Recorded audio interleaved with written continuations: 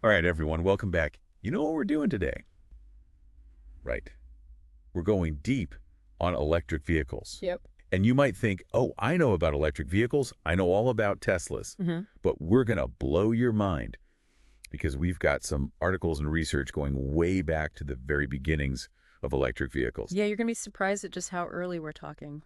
I mean, seriously, I thought electric vehicles were like a 21st century thing. Oh, no. They go way back. They go back almost 2 centuries. 2 centuries. Seriously. Yeah, we're talking the 1820s, 1830s. Inventors were already starting to play around with electric carriages. Oh my gosh.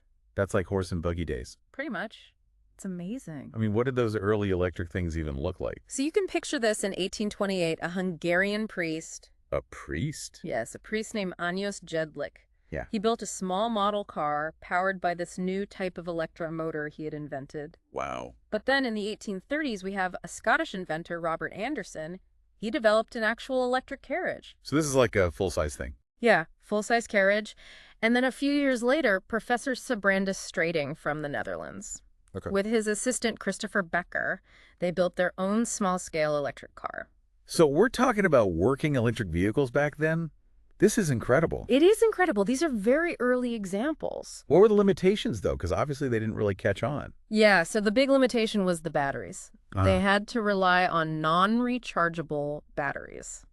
Oh. Meaning that, once the power was gone, you had to, swap out the entire battery. You'd be stuck. Yeah, you'd be stuck. Yeah. Think about that. That's like the ultimate range anxiety. That's crazy. Yeah. That puts today's range anxiety to shame. For sure. But still, the fact that they were even thinking about electric vehicles back then is mind-blowing. Oh, yeah. The idea was there. The concept was there. So when did they actually start to become, like, a little more mainstream? So the late 19th and early 20th centuries was really kind of golden age for electric vehicles. Yeah, this is when we see them actually becoming commercially successful. Like, you had companies producing and selling them to the public.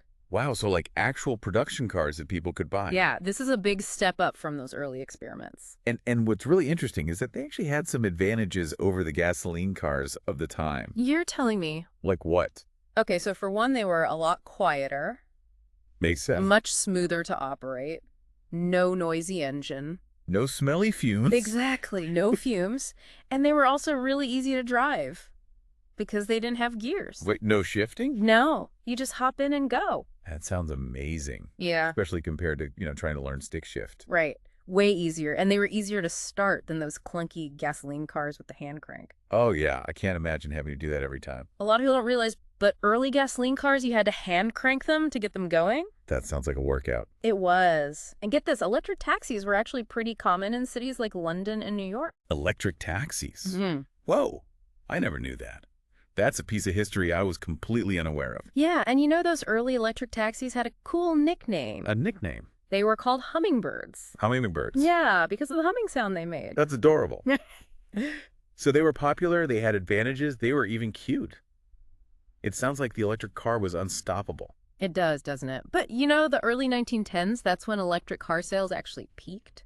Wait, really? Yeah, and there were over 300 electric car manufacturers in the U.S. alone. Wow, that's a lot. It is. But then a perfect storm of factors kind of came together that led to their decline. Oh, no. Yeah. So what killed the electric car the first time around? So first of all, roads started to get better. People wanted to travel further, and electric vehicles just couldn't keep up with that demand for longer range. Ah, range anxiety strikes again. Even back then.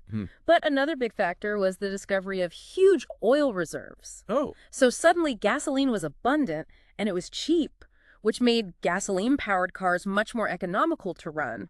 Especially for those longer trips. Especially for those longer trips. Yeah.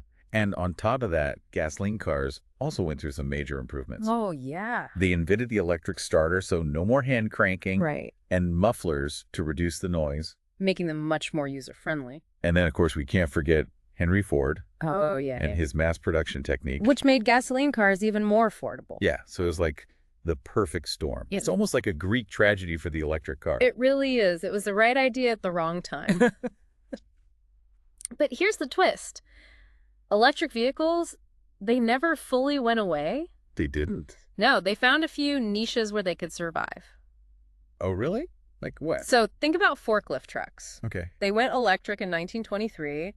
Yale introduced an electric model. Milk floats, especially in the UK, were commonly electric. Interesting. And, of course, golf carts Oh, yeah. became a staple of the electric vehicle world. So they were like hiding in plain sight. They were, just waiting for their moment to return. So the electric spark never really died. It was just waiting to be reignited. Exactly. And that moment would come fueled by a whole new set of challenges and concerns. Okay, so those niches, those were like the little embers keeping the electric dream alive. Yeah, they were proof that electric vehicles could be practical and efficient. In certain situations. Right, exactly. So when did those embers burst back into flames? What sparked that electric comeback? Well, we gotta fast forward a few decades Okay. to the 1970s and 1980s. Ah, the 70s and 80s. Remember those energy crises? Oh, yeah. Gas lines, skyrocketing prices, everyone freaking out about oil. I vaguely remember my parents talking about gas shortages. It was a big deal. Yeah, It made people rethink their dependence on fossil fuels. right. And suddenly, electric vehicles didn't look so much like a relic of the past. They started to look like the future. Exactly. It's like, hey, maybe running your car on electricity isn't such a crazy idea after all. Especially if you could generate that electricity yourself. And don't forget about the growing concerns about air pollution. Oh, yeah. Electric vehicles, zero tailpipe emissions. So much cleaner. Way cleaner. It's amazing how those same concerns are even more relevant today. Yeah. Climate change, renewable energy, getting off fossil fuels. It was like history repeating itself. But with even higher stakes this time. Absolutely. So Yep. those energy crises, those environmental worries, they really reignited interest in electric vehicles. Okay, so the stage was set. Were there any notable electric vehicles that emerged during this era?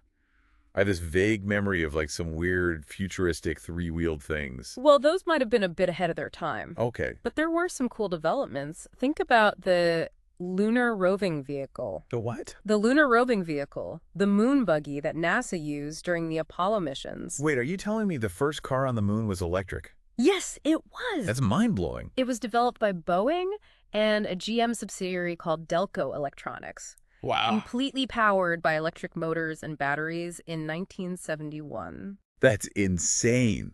So we had electric cars on the moon before they were practical on Earth. Pretty much. Okay, so back to Earth. Were any major car companies taking electric vehicles seriously during this time? There were some attempts. General Motors, they experimented with a few electric concept cars, Okay. but none of them really made it to the mass market. So it was more like dipping their toes in the water. Exactly. Rather than diving in head first. Right. So who was that visionary? Who was that maybe slightly crazy company that really changed the game? Tesla Motors. Ah, Tesla, the name that's practically synonymous with electric cars today. Yeah. When did they first appear on the scene? Early 2000s, they started developing their first car, the Tesla Roadster, in 2004, Okay. and it hit the roads in 2008. Was this just another experimental electric car, or was it something different? What made the Roadster stand out? The Roadster was a game changer. It was the first production all-electric car to travel over 200 miles on a single charge. Wow, 200 miles. That's a big deal. It was. Finally, an electric car that could actually go places. Exactly. No more being tethered to a charging station every few miles. Right. And it wasn't just about the range. The Roadster was a sleek, sporty car. It was cool. It could compete with gasoline-powered sports cars. It shattered that stereotype of electric cars being boring and boxy. Completely. It was a statement. I remember seeing my first Tesla Roadster on the road.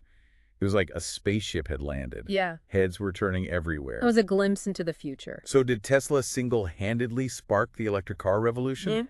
Or were other companies finally starting to catch on? Tesla definitely deserves a lot of credit for shaking things up. Right. They showed what was possible with electric vehicles. But it wasn't just them, right? No, it was a combination of factors. Like what? Battery technology kept getting better, more efficient, less expensive. Right. Governments started offering incentives, tax credits, rebates to make electric cars more appealing. Makes sense. And maybe most importantly, charging infrastructure started to expand. Right, so it became easier to actually charge your car. So everything was falling into place. It was. The technology, the policies, the demand. And once the momentum started building, it really took off. So was there like a specific moment, a tipping point? Well, in 2010, the Nissan Leaf came out. Really? Yeah, it was a more affordable electric hatchback, More accessible? way more accessible, and it became a bestseller. Wow. It really helped to normalize the idea of electric cars for everyday people. I remember those early Nissan Leaf commercials. Yeah. They were all about how quiet they were. Right. The one with the polar bear was pretty cute. The point is, the Leaf was a big deal. It was. It showed that electric cars were becoming mainstream. So we went from those early pioneers to a world where electric cars are becoming normal. Exactly. It's like a paradigm shift. It is. And that brings us to the electric surge of the 2010s. The electric surge. This was a period of rapid growth, accelerating adoption. All right, give me the numbers. How big was this surge? By 2016, over 1 million all-electric cars and vans had been sold worldwide. 1 million. That's incredible. It is. And the numbers kept climbing. By the end of 2020, the global stock of plug-in electric passenger cars had reached 10 million. 10 million. That's a huge leap. It is. So where are we headed? Are electric cars going to completely take over? Is this the end of gasoline? Those are the big questions. Yeah. No one has a crystal ball, but one thing is for sure. What's that? Electric vehicles are transforming the automotive landscape. And their impact is only going to get bigger. Absolutely. It's crazy to think that this isn't even the first time electric cars have been poised for dominance. You're right. They've had their ups and downs. They've been through a lot. But they're back. They are. It's a story of resilience, innovation, and the pursuit of a cleaner future. It's wild to think about this whole journey they've been on. You know, right? From novelty to almost extinction, and now back to the forefront. It's like a phoenix rising. It really is. It shows, how much we keep pushing for progress. And that desire for a cleaner future. Yeah, definitely. It's funny because our source material only goes up to the early 2020s. Right. It feels like ancient history now. It does. So much has happened in the electric vehicle world just since then. The pace of change is mind-blowing. It is. The innovation is happening so fast. I mean, think about it. A few years ago, seeing a Tesla on the road was like spotting a unicorn. Yeah. Now they're everywhere. They are? And it's not just Tesla anymore. Every major car company is going electric. It's a total transformation of the industry. You're seeing electric SUVs, electric pickup trucks. I know. Electric sports cars that can go from 0 to 60 in like 2 seconds. It's insane how fast they are. It really is. Yeah. So are we on the verge of a complete takeover then? It's definitely possible. Are gasoline cars going to be museum pieces Maybe someday. alongside those old hand-crank carriages? Right next to them.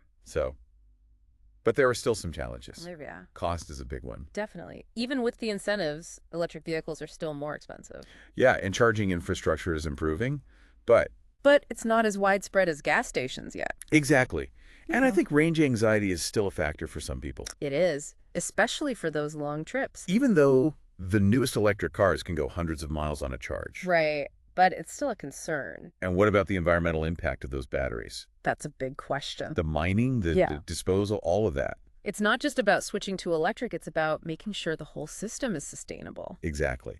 We have to be mindful of the entire life cycle. From sourcing the materials to manufacturing to recycling. It's a complex challenge. It is. But it's also an incredible opportunity To rethink transportation. and create a system that's actually good for the planet. A truly sustainable system. I feel like this deep dive has really opened my eyes. Me too. I never realized how much history there was behind electric vehicles It goes way back. and how many twists and turns there have been along the way. It's a fascinating story. But that's just it. That's the past and the present. Right. What about the future? What's next? What new innovations are coming? What challenges are we going to face? Will electric vehicles keep growing in popularity? Or will something new come along? Flying cars? Maybe. Self-driving electric pods? Who knows? The possibilities are endless. The future is unwritten. And that's what makes it so exciting. Exactly. We're all part of the story now. We get to shape the future of transportation. It's up to us. Whether it's choosing an electric car, supporting clean energy policies, or just learning more about these issues. Every action counts. So keep your eyes open. Well, stay curious. And who knows, maybe you'll be part of writing the next chapter in this amazing saga. Maybe you will.